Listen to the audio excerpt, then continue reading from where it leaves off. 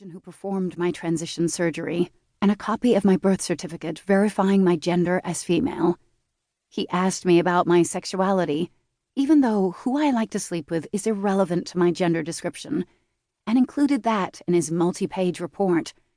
He shared my full medical records, my most private information, with this panel, who eventually shared them with the IOC and the Union Cycliste Internationale, UCI, the international cycling organization I belong to.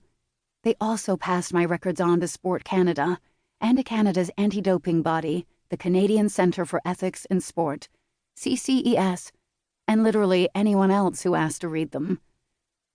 I'm uncomfortable talking about sex. Even though I went through a full medical transition in 2004, I was a square kid, and I've lived a private, conservative life.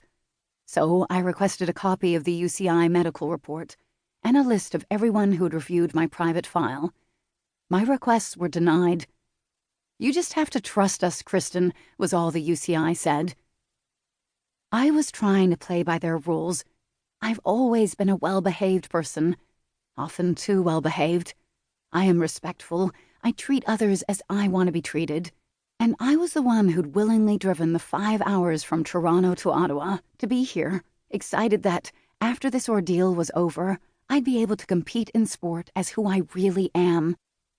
I also knew that this was about something much bigger than just me. I wanted to make sport better and safer for the athletes coming up after me. I grew up in athletics. I'm passionate about the good things in the sport world, the way it's able to shine a spotlight on issues of ability and diversity, to empower people. So I answered their questions, even when, over and over, they asked me why I wanted to be in sport. I answered honestly, I've been a high-performance athlete my whole life. It's who I am. It's fun. It's my community, my tribe. My opponents are also my friends. It's about competing, for me and for my country. But even more, it's about camaraderie. To be honest, there was something deeper going on, too. I knew I was there to be approved. But what I really wanted was to be accepted. In my life, that's been rare, and it's precious to me. I quickly realized, however, that these men weren't there to help me. They viewed me as a threat to sport. I was born in a male body, and their assumption was that an XY person will always, naturally and as a matter of course, outcompete an XX person. They had no scientific or empirical data to back up that belief, but their tone was clear. I was not, nor would I ever be, a real woman. At best, I was trying to cheat. At worst, I was a freak.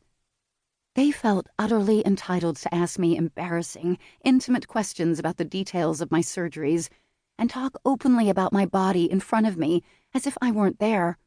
They had no idea that their line of questioning was socially constructed, as was their limited idea of woman. To them, a woman, even an Olympic athlete, should be pretty and soft. She should look hot in her spandex outfit. She should be marketable. I did what I always do when I'm under threat.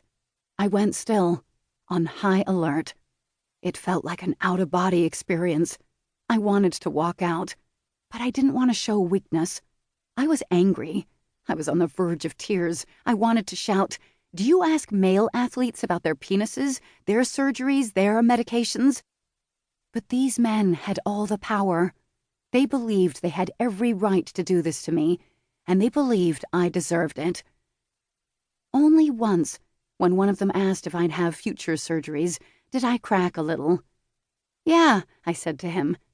"I'm thinking of getting my ears clipped to make myself more aerodynamic."